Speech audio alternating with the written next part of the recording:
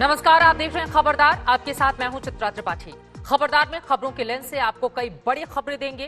प्रधानमंत्री नरेंद्र मोदी ने आज मन की बात की और इस मन की बात में उन्होंने बिना नाम लिए चीन के खिलाफ जो कहा वो वाकई देश के मन की बात है। पीएम मोदी ने कहा कि भारत मित्रता निभाना जानता है तो आंख में आंख मिलाकर जवाब देना भी जानता है। चीन के खिलाफ प्रधानमंत्री की आज की एक एक बात का विश्लेषण करेंगे और बताएंगे कि चीन से तनाव के बीच उनका ये ताजा बयान कितनी अहमियत रखता है। लेकिन जो एक और बड़ी खबर खबरदार के लेंस में है वो भी चीन मुद्दे से ही जुड़ी हुई है। लेकिन बात देश की राजनीति की। गृह मंत्री अमित शाह ने आज एक न्यूज एजेंसी को इंटरव्यू दिया और कांग्रेस सांसद राहुल गांधी को चीन के मुद्दे पर संसद में दो हाथ करने की चुनौती दे दी। अमित शाह ने कहा कि चीन पर चर्चा करेंगे, 1962 पर भी, 2020 पर भी। लेकिन चीन को लेकर मोदी की बात पर कांग्रेस को क्यों नहीं हो रहा भरोसा? खबरों के लेंस में इसे समझने और समझाने की करेंगे कोशिश। उधर पूरी कांग्रेस प्रधानमंत्री नरेंद्र मोदी को चीन के बस्ते पर घेरने के लिए जी जान से जुटी हुई है। चीन मुद्दे की राजनीति में जितनी धार है तो उससे ज्यादा पैनापन चीन के खिलाफ लोगों के गुस्से में है।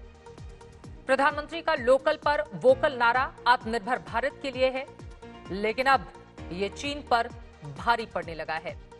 बैकआउट चीन की मुहिम कितनी गंभीर है इसे यूं समझिए कि एक चीनी कंपनी के भारतीय कर्मचारियों ने सामूहिक इस्तीफा तक दे दिया। खबरों के लेंस से हम आपको कोरोना की चिंताजनक खबर भी दिखाएंगे। दुनिया भर में 1 करोड़ इंसानों तक कोरोना वायरस पहुंच चुका है। इसमें ठीक हो चुके और जिनकी मौत हो गई उनके आंकड़े भी शामिल हैं। दिल्ली में कोरोना के मामलों को लेकर वहीं गृह मंत्री अमित शाह ने क्या दिया है भरोसा, इसे भी आपको सुनवाएंगे। और एक जरूरी वीडियो भी खबरों के लेंस में है। यूपी के मुख्यमंत्री योगी आदित्यनाथ आज अयोध्या में रामलला के दर्शन के लिए पहुंचे थे। योगी ने रामलला और अयोध्या के हनुमानगढ़ी के दर्शन किए। सीएम ने श्री राम जन्मभूमि तीर्थ क्षेत्र ट्रस्ट के अध्यक्ष महंत नृत्य गोपाल दास से भी मुलाकात की। बताया जा रहा है कि राम मंदिर निर्माण की प्रगति को लेकर दोनों के बीच बातचीत हुई है। इसके बाद मुख्यमंत्री ने जिला अस्पताल का दौरा किया और विकास कार्य, कानून व्यवस्था की समीक्षा के लिए बड़ी बैठक भी की।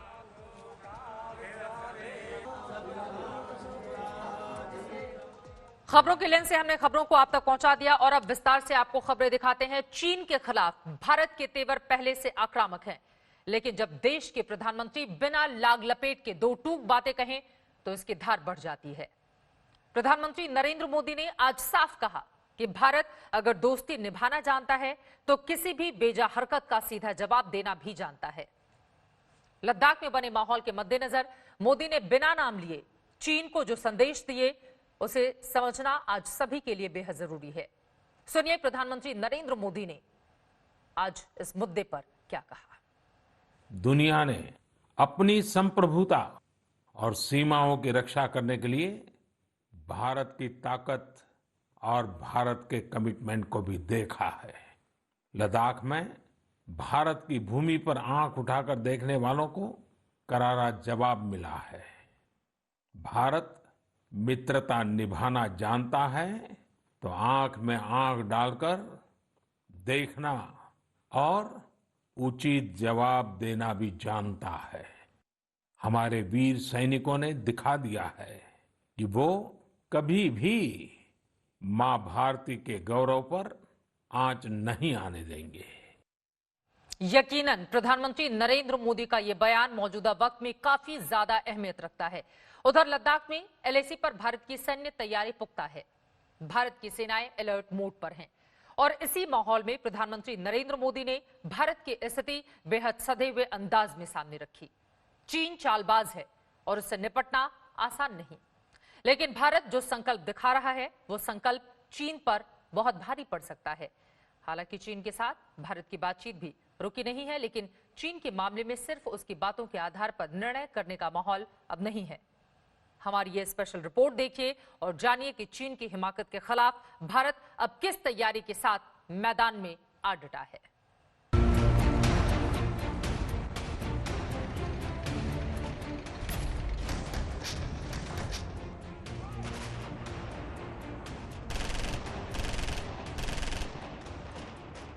भारत को आंख में आंख डालकर जवाब देना आता है।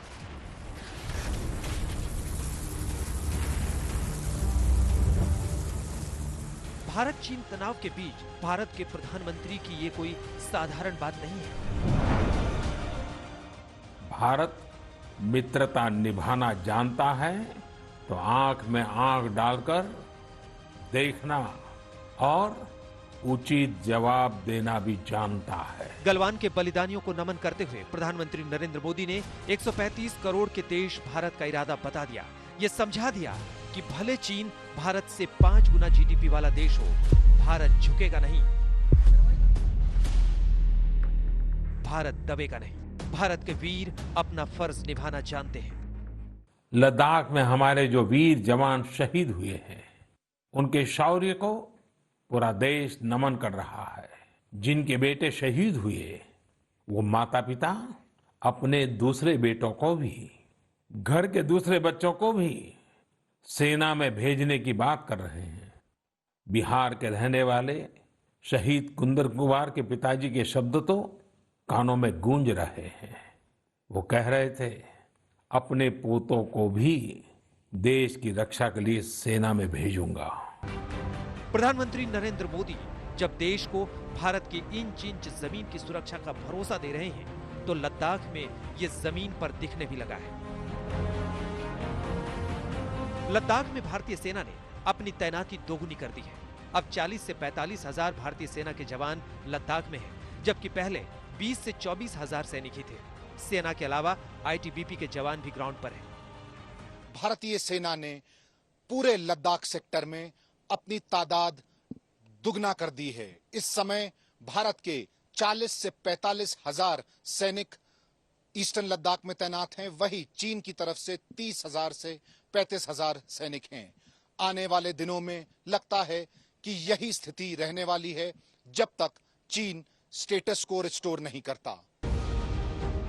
भारतीय सेना की इतनी बड़ी तैनाती की वजह यह है कि चीन ने लद्दाख में गलवान, पेंगोंग त्सो और हॉट स्प्रिंग के अलावा दूसरे मोर्चे भी खोलने की कोशिश की है। ऐसे में एलएसी की मौजूदा चुनौती अगर चीन की पहले की हिमाकतों से ज्यादा गंभीर है, तो भारत का संकल्प भी उतना ही मजबूत है। आसमान में चीन की साजिश को मिलेगा करारा जवाब। Airborne early warning control system के जरिए, यानी कि भारतीय वायुसेना की आसमान में आंखें जो कि ये बता पाएंगी कि आसमान में चीन की हरकत क्या है। भारतीय वायुसेना इसका जवाब देने के लिए पूरी तरह से तैयार है।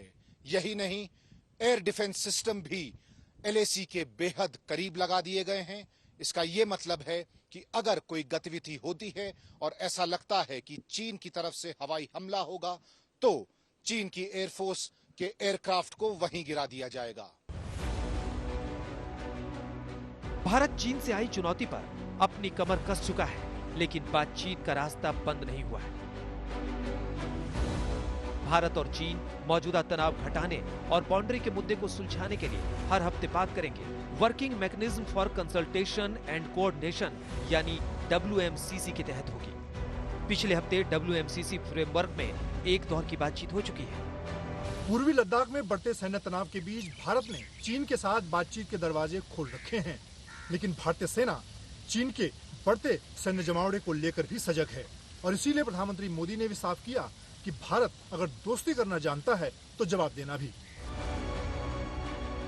भारत ने चीन से बातचीत का रास्ता भले ना बंद किया हो, लेकिन उसकी चालबाजियों को दो टूक खुले शब्दों में कहने लगा है और चेतावनी देने लगा है कि एलएसी पर चीन की ओर से यही सब चलता रहा तो द्विपक्षीय संबंध बिगड़ेंगे। WMCC फ्रेमवर्क में जब पिछले हफ्ते बात हुई तो सूत्रों के मुताबिक चीनी पक्ष 1959 और 1960 का नक्शा साथ ले आए थे और कहने लगे कि एलएसी को उसी आधार पर तय किया जाए। जिस नक्शे को चीनी लेकर आए थे उसे तो भारत 1962 के युद्ध से पहले ही खारिज कर चुका था, लिहाजा नक्शे वाली ये चीनी चाल पिछले हफ्ते नाकाम साबित हुई। WMCC की बैठक में चीन ने यह दलील दी कि उसने 4 देशों के साथ अपनी सरहद का विवाद सुलझाया है, लेकिन भारत ने इस दलील के आधार पर एलएसी में बदलाव की उसकी मंशा को ठुकरा दिया। हाल की बातचीत के दौरान भी चीन का एक नया पैंतरा सामने आया। चीन 1959 के नक्शे की बात कर रहा है, लेकिन भारत ने साफ कर दिया है कि चीन को हर हाल में पूर्वी लद्दाख में अपना सैन्य जमावड़ा खत्म करना होगा और मई 2020 की यथास्थिति में वापस लौटना होगा। गलवान में चाइना एक तरफ से बोल रहा है कि हम विड्रॉ करेंगे या पीछे हटेंगे थोड़ा सा, बट वो अभी ऑन ग्राउंड कंप्लीट हुआ नहीं है। लेकिन hot springs area, Pangong Tso area में अभी भी उनका डिप्लॉयमेंट है। इससे ज़्यादा वरिंग फैक्टर जो है वो है कि देपसांग प्लेन्स के एरिया में और दौलत बेग ओल्डी एयरफील्ड के पास, लेकिन अपने साइड में उन्होंने अपनी मैकेनाइज्ड फोर्सेस, टैंक्स और आर्टिलरी को काफी हद तक बढ़ाया है। चीन की बदनीयती बता रही है कि एलएसी पर मामला इतनी जल्दी सुलझने वाला नहीं है। लद्दाख के सभी तनाव वाली जगहों पर स्थिति गंभीर है, लेकिन पेंगोंग त्सो के इलाके में चीनी हिमाकत को रोकना सबसे बड़ी चुनौती है। पेंगोंग झील में चीन का बोट पेट्रोल बढ़ा है। झील के उत्तरी किनारे पर चीनी तैनाती बढ़ी है। फिंगर 4 से फिंगर 8 के बीच हर समय चीनी सैनिकों की संख्या 1000 से 1500 के बीच होती है। हालांकि भारत अब चीन को अपनी हद में रहने के लिए हर स्तर पर चेतावनी दे चुका है। भारत का संकल्प है भारत के स्वाभिमान और संप्रभुता की रक्षा। भारत का लक्ष्य है आत्मनिर्भर भारत। भारत की परंपरा है भरोसा, मित्रता। भारत का भाव है बंधुता। हम इन्हीं आदर्शों के साथ आगे बढ़ते रहेंगे। दिल्ली से मंजीत सिंह नेगी के साथ अभिषेक भल्ला, लेह आज तक। भारत चीन के खिलाफ अपनी तैयारी में कोई कोर कसर नहीं छोड़ रहा है, तो इन सबके बीच जम्मू कश्मीर प्रशासन के 2 फैसले बेहद अहम हैं। जम्मू कश्मीर प्रशासन ने कश्मीर के नागरिकों से कम 2 महीनों के एलपीजी का स्टॉक रख लेने के लिए कहा है। यह आदेश जम्मू कश्मीर के खाद्य और उपभोक्ता विभाग ने जारी किया है। हालांकि आदेश में कहा गया है कि लोगों को लैंडस्लाइड की आशंकाओं को लेकर एलपीजी का स्टॉक रखना चाहिए, लेकिन जैसी तनातनी लद्दाख में है, उसके बाद लोगों ने आदेश को लेकर तरह तरह के कयास लगाने शुरू कर दिए हैं। उधर करगिल से सटे गांदरबल की पुलिस ने 16 स्कूलों और शैक्षणिक संस्थाओं की बिल्डिंग खाली कराने का आदेश दिया है, जिसमें अर्धसैनिक बल ठहरेंगे। आदेश में अमरनाथ यात्रा का हवाला दिया गया है, लेकिन सवाल उठ रहा है कि जब कोविड-19 के चलते इस बार पहले से ही अमरनाथ यात्री कम होंगे, तो इस आदेश का मतलब क्या है? 370 हटने के पहले और बालाकोट स्ट्राइक से पहले भी ऐसे ही आदेश आए थे। हालांकि हम ये साफ करना चाहते हैं कि दोनों आदेश सिर्फ प्रशासनिक सहूलियतों के मद्देनजर हों, लेकिन इसे लेकर जिस तरह की चर्चाएं हैं, हमने सिर्फ उन्हें ही आपके सामने रखा है। उधर चीन को लेकर सरहद पर तनातनी है, तो देश की राजनीति में भी आर पार की जंग छिड़ी हुई है। आज देश के गृह मंत्री अमित शाह ने चीन के मुद्दे पर कांग्रेस को संसद में बहस की सीधी चुनौती दे दी है, तो उधर कांग्रेस के तेवर भी कम आक्रामक नहीं है। कांग्रेस सीधे प्रधानमंत्री नरेंद्र मोदी को घेर रही है और कह रही है कि चीन के मसले पर सरकार सच नहीं बोल रही है।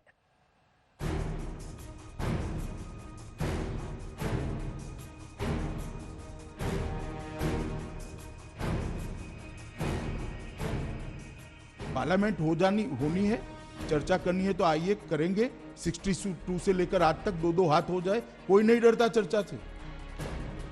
एलएसी पर चीनी हिमाकत को लेकर कांग्रेस सांसद राहुल गांधी के जितने तीखे सवाल हैं, तो गृह मंत्री अमित शाह का उनको जवाब भी उतना ही जोरदार है। राहुल गांधी गलवान घटना के बाद से लगातार लगभग हर दिन सरकार को घेर रहे हैं, सीधे प्रधानमंत्री नरेंद्र मोदी पर उंगली उठा रहे हैं। उन्होंने तो ये कहकर सनसनी मचा दी थी कि नरेंद्र मोदी हैं सुरेंद्र मोदी। स्पेलिंग के इस तकड़म से जो तीर राहुल ने छोड़ा, वो सीधा लगा है। लेकिन गृह मंत्री अमित शाह ने राहुल को चुनौती दी चीन पर सीधे संसद में बहस करने को लेकर। शाह मानो कह रहे हो कि दम है तो बहस करो, सिर्फ 2020 पर ही नहीं, 1962 पर भी, 2004 से लेकर 2014 तक भी। इतने संकट के समय में इतनी ओछी राजनीति करते हैं, तब दुख होता है। इससे कोई फर्क नहीं पड़ता। वो उनके लिए आत्मचिंतन का विषय है। इनके हैशटैग को पाकिस्तान और चीन आगे बढ़ा रहा है, मेरे लिए नहीं है। कांग्रेस पार्टी के लिए चिंता का विषय है कि इनके नेता के हैशटैग को पाकिस्तान और चीन बढ़ावा दे रहा है। आप ऐसी बात करते हो जो पाकिस्तान और चीन पसंद करता है, और ऐसे संकट के समय में पार्लियामेंट होनी है, चर्चा करनी है तो आइए करेंगे। 62 से लेकर आज तक 2-2 हाथ हो जाए, कोई नहीं डरता चर्चा से। एक न्यूज एजेंसी के हवाले से अमित शाह का ये इंटरव्यू जब प्रसारित हुआ, उसके पहले प्रधानमंत्री नरेंद्र मोदी अपने मन की बात में भारत की अखंडता और संप्रभुता की रक्षा के भारत के इरादे को रख चुके थे। लेकिन चीन के मुद्दे पर राहुल गांधी किस तरह आक्रामक हैं, इसे ऐसे समझिए कि प्रधानमंत्री के मन की बात के ऐन पहले राहुल गांधी ने ट्वीट किया, कब होगी राष्ट्र रक्षा और सुरक्षा की बात। बाद में कांग्रेस ने प्रधानमंत्री नरेंद्र मोदी से सीधे सवाल पूछे कि अपने मन की बात में उन्होंने चीन के आक्रमण पर नाम लेकर उसे शर्मिंदा क्यों नहीं किया। 3 वाक्य बोलने हैं आपको प्रधानमंत्री, आज भी बोल दीजिए।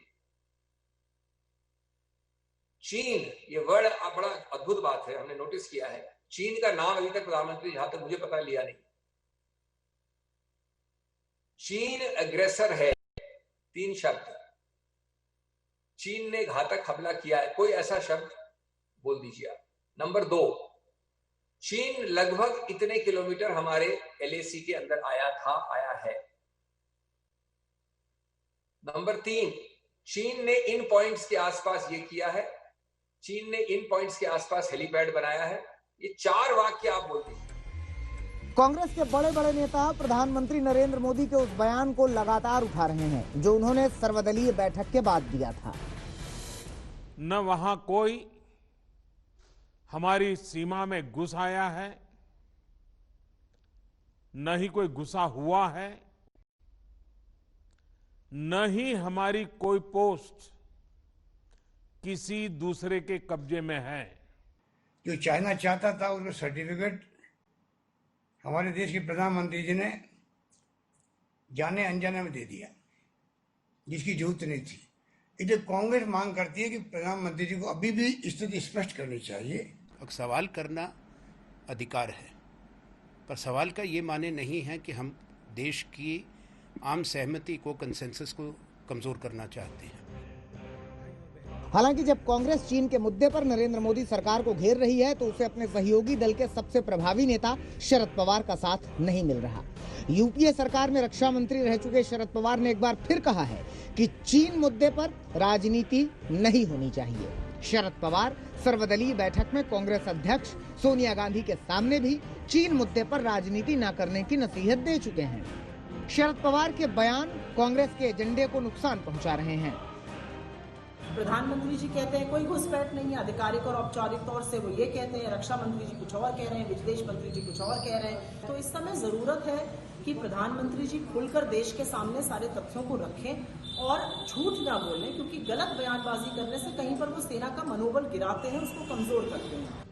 बहरहाल जब अमित शाह चीन के मुद्दे पर राहुल गांधी को संसद में 2-2 हाथ करने की चुनौती दे रहे हैं तो ये भी कह रहे हैं कि मोदी सरकार एलएसी पर चीन की चुनौती से निपट लेगी।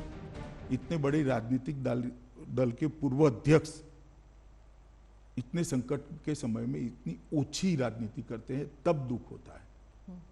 इससे कोई फर्क नहीं पड़ता। वो उनके लिए आत्मचिंतन का विषय है। इनके हैशटैग को पाकिस्तान और चीन आगे बढ़ा रहा है।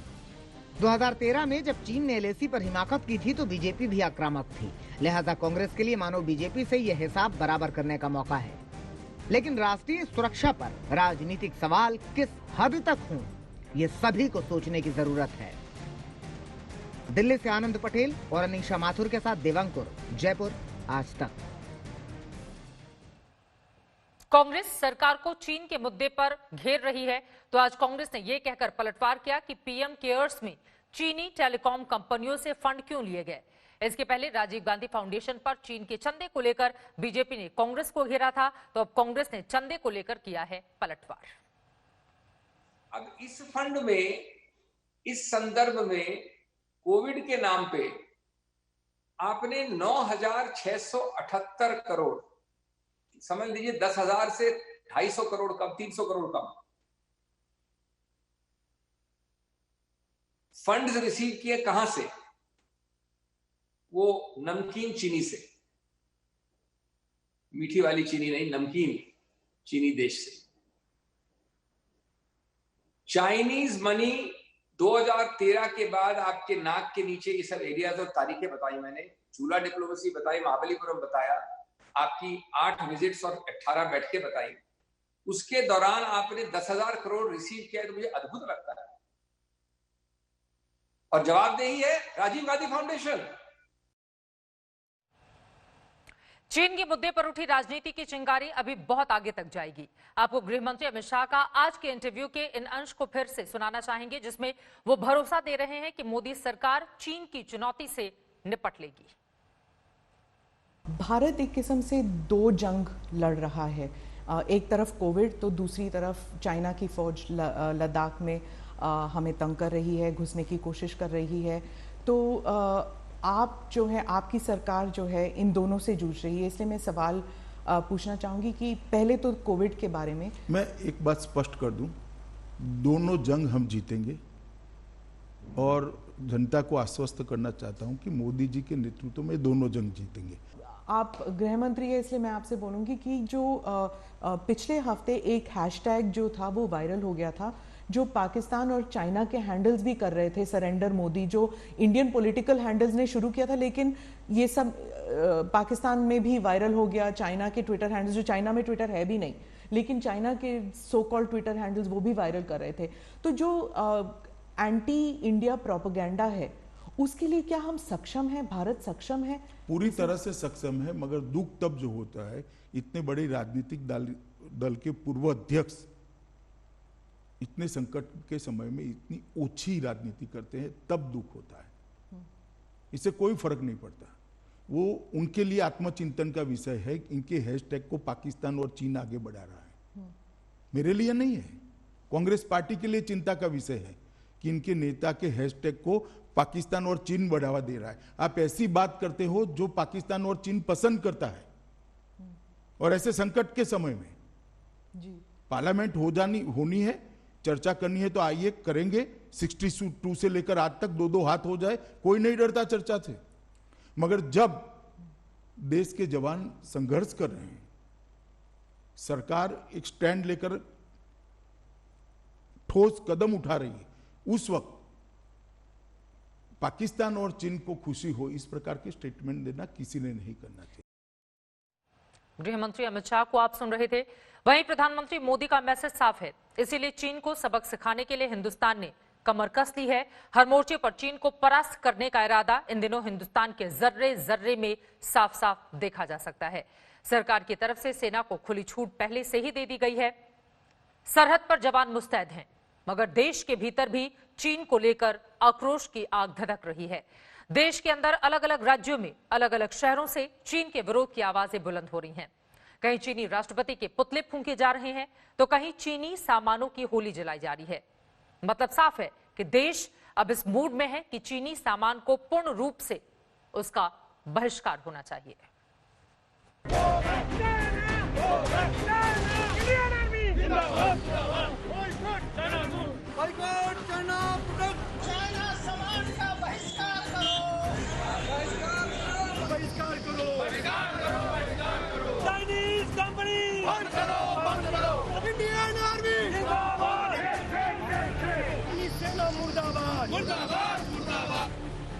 चीन की चालबाजियां चारों खाने चित कर देने के इरादे से उठ खड़ा हुआ है हिंदुस्तान।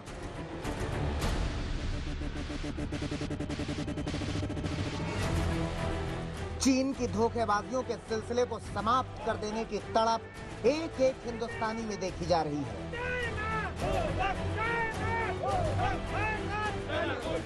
एक तरफ सरहद पर भारतीय सैनिकों ने चीनी सेनाओं का दम निकाल रखा है, दूसरी ओर कूटनीतिक स्तर पर भारत का पलड़ा भारी लग रहा है। तीसरी ओर चीन पर वर्ल्ड कम्युनिटी का दबाव लगातार बढ़ता जा रहा है, और चौथी ओर चीन के बहिष्कार की आवाजें आसमान में सुराख कर रही हैं। पीएम ने मन की बात में आज भी यही अपील की थी कि लोकल खरीदें, लोकल के लिए वोकल हो जाएं। कोई भी मिशन पीपल्स पार्टिसिपेशन, जन भागीदारी के बिना पूरा नहीं हो सकता, सफल नहीं हो सकता।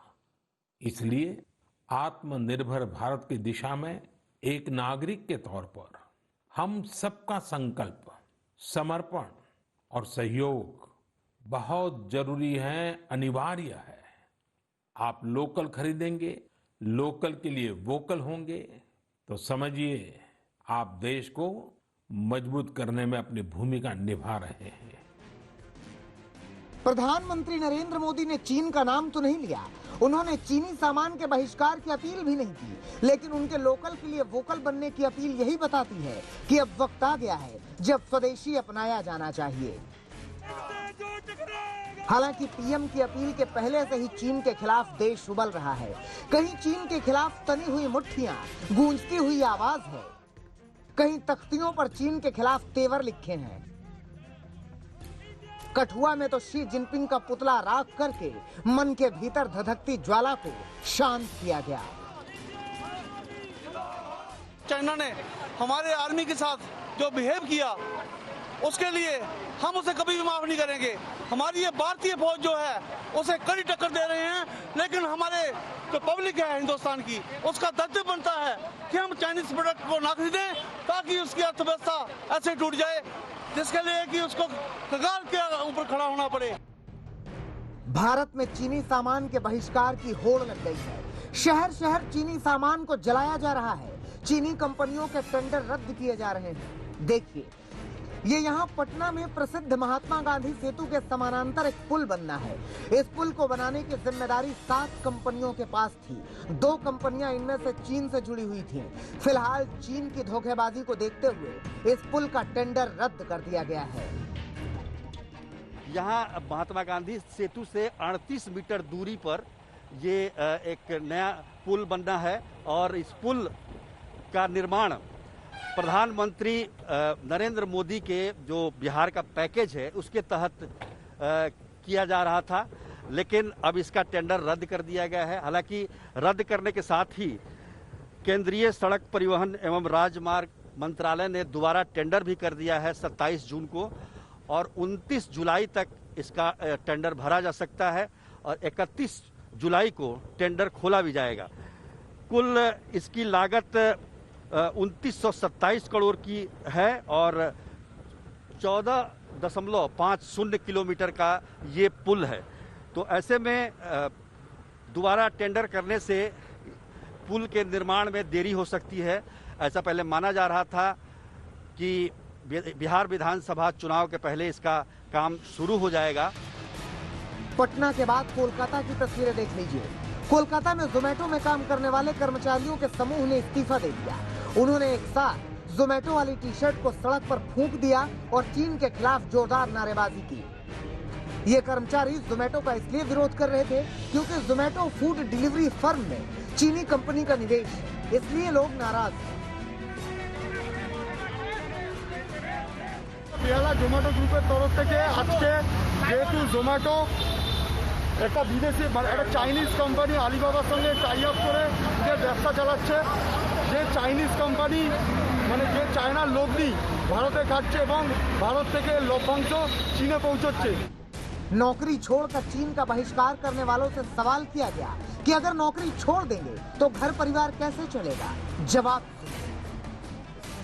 সেই চীন যে আমাদের দেশের শহীদ জওয়ানদের মৃত্যুর জন্য দায়ী হচ্ছে, সেজন্য আজকে আমরা আমাদের পরিবারের রুজি রোজগারের কথা। विरोध प्रदर्शन की एक तस्वीर कानपुर से भी आई। कानपुर में व्यापारियों ने चीनी राष्ट्रपति की शव यात्रा निकाली। चीन के खिलाफ हुंकार भरते हुए कहा कि न चीनी सामान खरीदेंगे न चीनी सामान बेचेंगे। पीएम मोदी के संसदीय क्षेत्र वाराणसी में भी तय किया गया है कि इस बार की दिवाली में चीनी सामान नहीं खरीदे जाएंगे, मिट्टी के दिए जलाएंगे, स्वदेशी दिवाली मनाएंगे।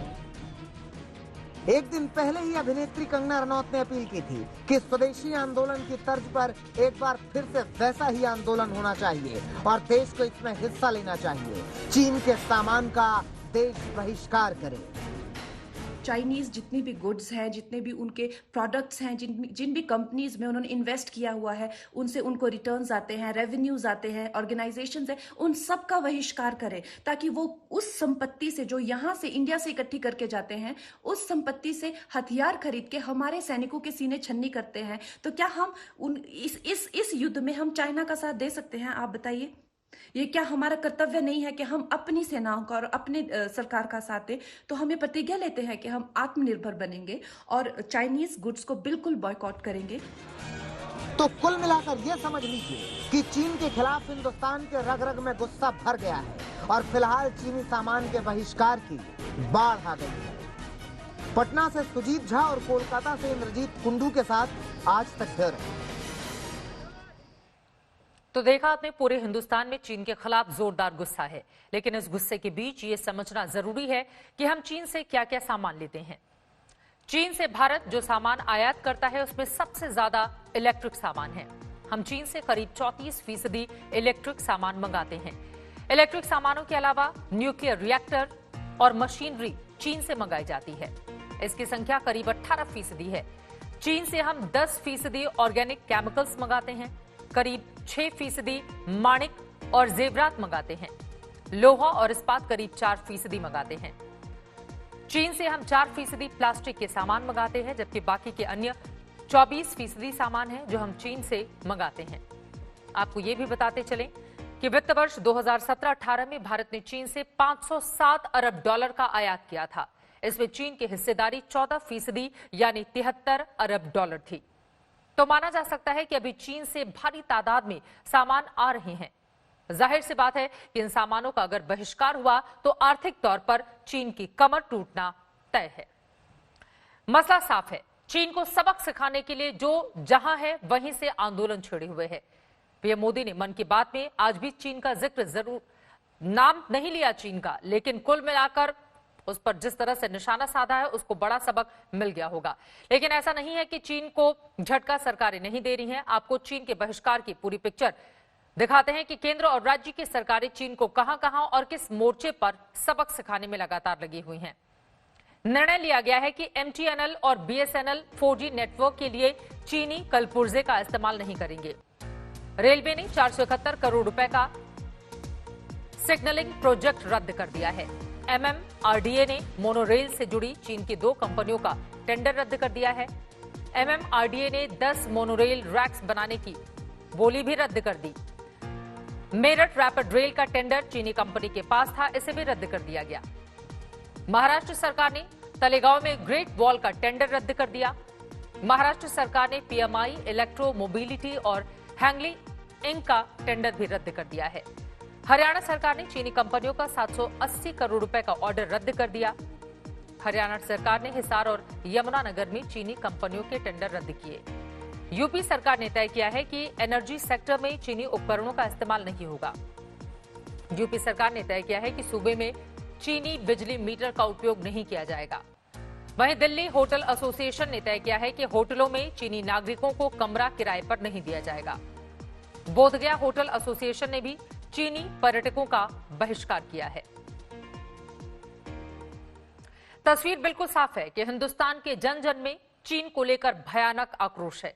इस आक्रोश की आग तभी शांत होगी जब चीन को कायदे से सबक सिखाया जाएगा, जब चीन को एहसास होगा कि इस बार उसने भारत से भिड़कर बहुत बड़ी गलती कर दी है। आगे बढ़ते हुए अब बात कोरोना की कर लेते हैं, जिसने चीन को झटका दिया है। अंतर्राष्ट्रीय नियमों का उल्लंघन करके बन रहे चीन के BRI प्रोजेक्ट पर चीन को कोविड-19 की मार पड़ी है।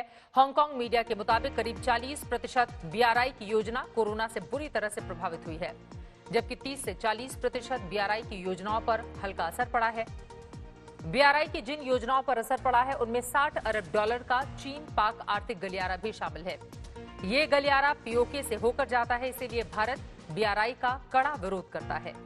कोविड-19 के चलते पाकिस्तान, बांग्लादेश, श्रीलंका समेत कई देशों ने BRI के प्रोजेक्ट्स पर रोक लगाई है या काम लटकाया है, यानी BRI के ज्यादातर प्रोजेक्ट रुक गए हैं और कुछ में बहुत कम काम हो रहा है। तो ये चीन की बात तो हमने कर ली है। आपने देखा किस तरह से हिंदुस्तान में एक तरह से चीन के खिलाफ लहर है, जगह जगह विरोध प्रदर्शन, सरकार की ओर से उठाए गए कदमों की हमने जानकारी दी। तो वहीं कोरोना की वजह से किस तरह का मार झेल रहा है चीन, ये भी आपने समझ लिया है। लेकिन अब बात देश की कर लेते हैं। दिल्ली में कोरोना की रफ्तार लगातार बढ़ती जा रही है, मगर दिल्ली से कोरोना को खत्म कर देने के लिए केंद्र और दिल्ली सरकार ने कमर कस ली है। आज गृह मंत्री अमित शाह ने माना है कि मिलजुल कर ही दिल्ली से कोरोना को खत्म करना होगा। लेकिन गृह मंत्री ने साथ ये भी माना कि मनीष सिसोदिया के बयान ने दिल्ली वालों को भ्रमित किया। गृह मंत्री ने यह भी माना कि दिल्ली के अस्पतालों में सिर्फ दिल्ली वालों का इलाज करने वाला अरविंद केजरीवाल का फैसला भी गलत था।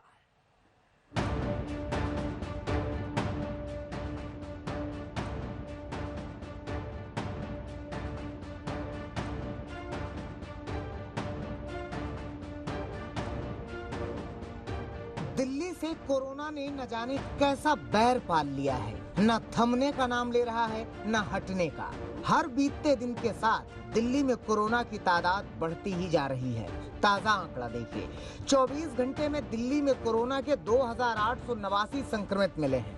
24 घंटे में दिल्ली में कोरोना से 65 लोगों ने दम तोड़ दिया है। 24 घंटे में ही दिल्ली में कोरोना से 3306 लोग ठीक भी हुए हैं। दिल्ली में अब तक 83,077 लोग कोरोना से संक्रमित हो चुके हैं और दिल्ली में कोरोना संक्रमण से अब तक 2,623 लोगों ने दम तोड़ दिया है। दिल्ली में जिस तरह से कोरोना के मामले लगातार बढ़ रहे थे, उसके बाद केंद्र की सरकार ने गृह मंत्री अमित शाह की अगुवाई में और दिल्ली के सीएम के साथ मिलकर कोरोना के खिलाफ जंग छेड़ी। कोरोना टेस्ट की संख्या बढ़ाई गई, कोविड सेंटर बनाए गए, आइसोलेशन कोच बनाए गए। अब गृह मंत्री ने माना है कि कोरोना की जंग साथ मिलकर जीती जाएगी। जरा भी कोई खींचातानी नहीं है। बिल्कुल मैं आपको आंकड़ों के आधार पर बता सकता हूं कि परिस्थिति कंट्रोल में। दिल्ली सरकार ने हमें कहा था कि भाई एम्बुलेंस बढ़ानी है, ऑक्सीजन सिलेंडर बनाने हैं, वेंटिलेटर बनाने। हमने 500 ऑक्सीजन सिलेंडर इमीडिएटली दे दिए, 10,000 के करीब ऑक्सीनोमीटर दे दिए, 440 वेंटिलेटर दे दिए हैं। अमित शाह दिल्ली से कोरोना को भगाने के लिए पूरा दमखम झोंके हुए हैं, लेकिन वो दिल्ली के उप मुख्यमंत्री मनीष सिसोदिया के उस बयान से वास्ता नहीं रखते जिसमें सिसोदिया ने कहा था कि 31 जुलाई तक दिल्ली में कोरोना के 5.5 लाख केस हो सकते हैं। शाह ने कहा कि सिसोदिया के इस बयान ने दिल्ली वालों के मन में भ्रम की स्थिति ला दी। दिल्ली के उप मुख्यमंत्री मनीष सिसोदिया का एक बयान आया। सिसोदिया जी ने बताया कि भाई 31 जुलाई को दिल्ली में 5.5 लाख तक कोरोना के संक्रमित हो जाएंगे, न जगह बचेगी न बेड बचेंगे और एक प्रकार से स्थिति खराब होगी। इससे दिल्ली की जनता में बहुत सारा भय हुआ। उनका अनुमान जो था वो आंकड़ों के आधार पर थे। मैं वो अनुमान सच गलत उसमें जाना नहीं चाहता, परंतु एक भय की स्थिति पैदा हुई। दिल्ली में बढ़ते कोरोना मरीजों की हालत देखते हुए मुख्यमंत्री अरविंद केजरीवाल ने फैसला लिया था कि दिल्ली के सरकारी अस्पतालों में सिर्फ दिल्ली वालों का ही इलाज किया जाएगा। दिल्ली सरकार के इस फैसले को उपराज्यपाल ने तभी खारिज कर दिया था, लेकिन आज अमित शाह ने भी माना कि केजरीवाल का यह फैसला गलत था। एक दूसरा निर्णय आ गया कि दिल्ली के बाहर की व्यक्तियों को दिल्ली में इलाज नहीं कराया जाएगा। अब मैं आपको बताना चाहता हूं, मैं भी दिल्ली के बाहर का हूं। मैं भला कहां जाऊंगा अगर मुझे कुछ होता है तो। दिल्ली देश की राजधानी है, बहुत सारे राज्य के लोग यहां पर रहते आते हैं जाते हैं। आसपास के राज्यों से जैसे उत्तराखंड से, उत्तर प्रदेश से, हरियाणा से, राजस्थान से ढेर सारे लोग यहाँ बसते हैं। ऐसा करना संभव नहीं था, तो वो निर्णय को केंद्र सरकार ने बदला और ये तय कर दिया कि हर एक व्यक्ति का इलाज हर एक अस्पताल में होगा। दिल्ली सरकार पूरी तरह से कोरोना को लेकर संजीदा है। आम आदमी पार्टी के प्रवक्ता का मानना है कि दिल्ली सरकार की मदद केंद्र सरकार ने की है। कोशिश यही है कि स्थितियों को सुधार लिया जाए और आगे केंद्र की मदद ना मांगनी पड़े। ये स्थिति बनी कि अरविंद जी ने प्राइवेट अस्पतालों से बात की उस दौरान, तो प्राइवेट अस्पतालों ने अपने बेड्स बनाए, सरकारी अस्पतालों के अंदर आईसीयू को बढ़ाने की कोशिश की, प्राइवेट होटलों से बात करके वहाँ पे क्वारंटाइन सेंटर और कोविड केयर सेंटर्स बनाने की कोशिश हुई। और ये सब संयुक्त एफर्ट्स जो हुए, सबके हुए, सारी सरकारों के हुए और मैं कहता हूँ 2 करोड़ दिल्ली के लोगों के हुए, उससे आज स्थिति ऐसी है कि लग रहा है कि हम अब कोरोना पे कंट्रोल पाने की तरफ हैं। बेहतर भी यही है कि दिल्ली में कोरोना संक्रमण को हराने के लिए दिल्ली सरकार और केंद्र की सरकार मिलजुल कर काम करे, तभी कोरोना परास्त होगा और तभी दिल्ली वालों के जहन से कोरोना का डर भी खत्म होगा। आज तक ब्यूरो। देश के कई हिस्सों में मॉनसून की एंट्री हो चुकी है। झमाझम बारिश हो रही है। कहीं लोग बारिश से खुश हैं तो कहीं बारिश तबाही लेकर पहुंची है। अलग अलग हिस्सों की तस्वीरें आपके सामने हैं। गैंगटॉक में भारी बारिश हुई, वहीं सोलन बारिश के बाद लैंडस्लाइड की वहां से खबर सामने आई। बुल्ढाना में बारिश के बाद खेतों में नदी का पानी घुस आया है। पटना में मंत्री नंद किशोर यादव के सरकारी बंगले में पानी चारों तरफ देखा जा रहा है, जबकि भुवनेश्वर में बारिश के बाद पारा काफी ज्यादा नीचे गिर गया है। इसी के साथ खबरदार में आज के लिए बस इतना ही, लेकिन देश और दुनिया के हर बड़ी खबर के लिए आप देखते रहिए आज तक।